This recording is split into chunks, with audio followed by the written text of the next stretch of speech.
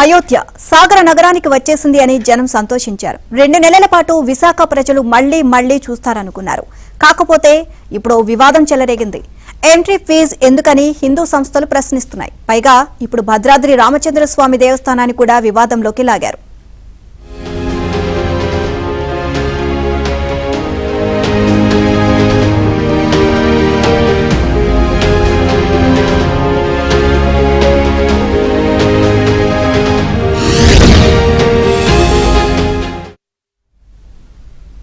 Visakha RK beach సమీపంలో వేసిన అయోధ్య రామాలయ సెట్ వివాదం ముదురు పాకాన పడింది.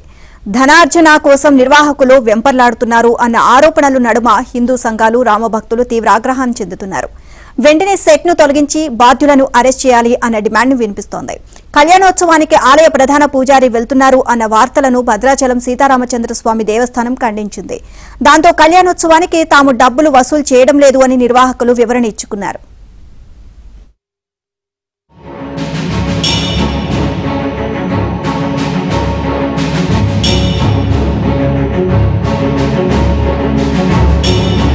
విశాఖ బీచ్ రోడ్లో పార్క్ హోటల్ పక్కనే ఖాళీ స్థలంలో మే నెలాఖరులో అయోధ్య రామాలయం సెట్ వేశారు.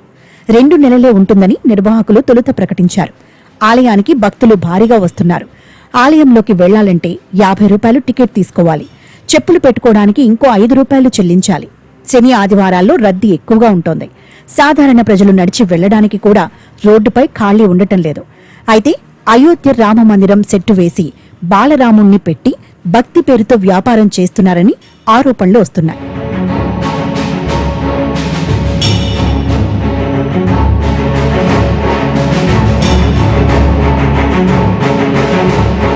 నిజానికి ఈ నెలాఖరుతో నమూనా ఆలయ ప్రదర్శన ముగించాలి. కానీ భక్తుల రద్దీని దృష్టిలో పెట్టుకుని సమయాన్ని పొడిగిస్తున్నారు. ఈ నెల 29న అయోధ్య రాముడికి కళ్యాణోత్సవం నిర్వహిస్తామని, దానికి 2,999 రూపాయలు టికెట్ తీసుకోవాలని ప్రచారం చేస్తున్నారు.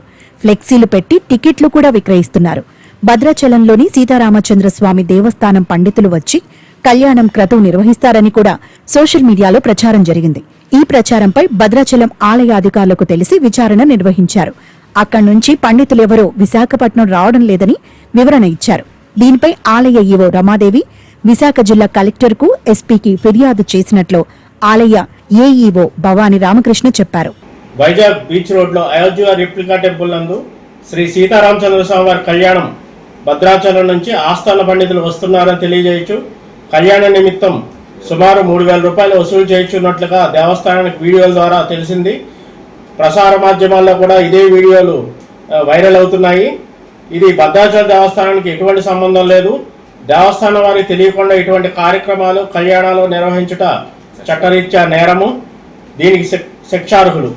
దేవస్థానం ఈ విషయంలో సర్వ హక్కులు ఉన్నాయి, కాపీరైట్ హక్కులు కూడా ఉన్నాయి.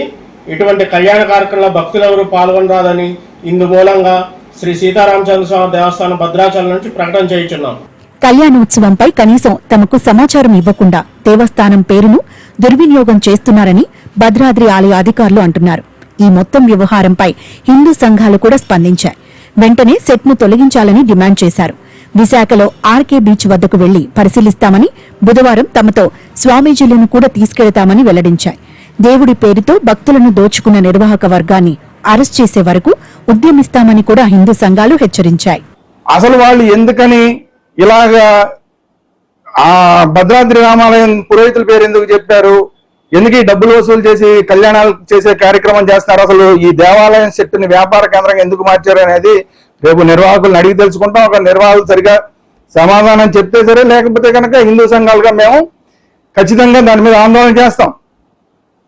కాబట్టి ఇప్పుడు ప్రభుత్వానికి చెప్పేది ఏంటంటే, అలాగే విశాఖ పోలీస్ కమిషనర్ గారికి, అలాగే ఎండోమెంట్స్ వాళ్ళకి, అలాగే జిహెచ్ఎంసీ వాళ్ళకి అందరికీ చెప్పేది ఏంటంటే, ఇమ్మీడియట్ గా మీరు ఆ సెట్ ఏదైతే ఉందో ఆ సెట్ ని ఇమీడియట్ గా తొలగించండి. అక్కడ అసలు డబ్బులు వసూలు చేస్తున్న వ్యవహారం అందరికీ తెలుసా లేదా? మొత్తం ప్రభుత్వానికి సంబంధించిన అధికారులకు తెలుసా తెలీదా? ఇప్పుడు కళ్యాణాల పేరుతో డబ్బులు వసూలు చేస్తున్నారన్న విషయం తెలుసా తెలీదా? తమపై వచ్చిన ఆరోపణలు, వస్తున్న ప్రచారాలపై గరుడ అయోధ్య నమూనా రామ మందిర నిర్వాహకులు విశాఖలో మీడియా సమావేశాన్ని ఏర్పాటు చేసి వివరణ ఇచ్చేందుకు ప్రయత్నించారు. గరుడ అయోధ్య రామ మందిరంపై కొందరు కుట్రతో తప్పుడు ప్రచారం చేశారని నిర్వాహకులు ఆరోపించారు. తాము అందుబాటులో లేకపోవడం వలన తప్పుడు వార్తలు సర్క్యులేట్ అయ్యాయని అన్నారు. అసలు వాస్తవాలు ఏం జరిగాయో చెప్పాలని మీడియా ముందుకు వచ్చామని అన్నారు. కళ్యాణం పేరిట జరిగిన ప్రచారంలో వాస్తవం లేదు. తమ కరపత్రాలు, ఫ్లెక్సీల లాంటివే డూప్లికేట్లు జనంలోకి వదిలి అనుమానాలు కలిగించారన్నారు. ఈ నెల 29న సీతారామ కళ్యాణం జరిగి తీరుతుందని అంటూ పైసా రుసుము ఉండదని ప్రకటించారు. భద్రాచలం పండితులు వచ్చేది లేనిది తర్వాత తెలుస్తుందన్నారు. 29వ తారీఖున జరిగే కళ్యాణం అందరూ వీక్షించే విధంగా, అందరూ వచ్చి చూసి తరించే విధంగా ఉండడానికి నిర్ణయించుకున్నాం తప్ప రుసుమనే మాట మేము ఇంకా నిర్ణయించుకుని చేసింది కాదండి. ఇది ఒక అపోహ, ఇది ఒక దుష్ప్రచారం చేశారు తప్ప ఇది ఒక మా యొక్క ఆలోచన కాదు. మీరు నా యొక్క ఆలోచన అయ్యేటట్టు ఉంటే నేను 200 రూపాయలు ఎంట్రీ టికెట్ ముందే రుసుము తీసుకునే ముందును డబ్బుల పరంగా అయితేనే దయచేసి అయితే అది ఒక తెలుసుకోవాలని నేను మా లేదండి, అంతా ఫ్రీ అండి. అంతా అందరికీ వీక్షించే, అందరికీ అందుబాటులో ఉండే విధంగానే అక్కడ ఏర్పాట్లు చేసామంటే. ఇంకొక విషయం ఏంటంటే అక్కడ ఏదైతే ఉన్నాయో అక్కడ ఆ స్టాల్స్ కూడా తీసేయడం జరిగిందండి. మీరు చూసారో లేదో తెలీదు, అక్కడ ఆ యొక్క స్టాల్స్ కూడా తీసేసామండి. ఓన్లీ కళ్యాణం. నమూనా ఆలయ నిర్వాహకులు వివరణ ఇచ్చినా డబ్బులు వసూలు చేస్తున్న అంశం మాత్రం వివాదంగానే కొనసాగుతోంది.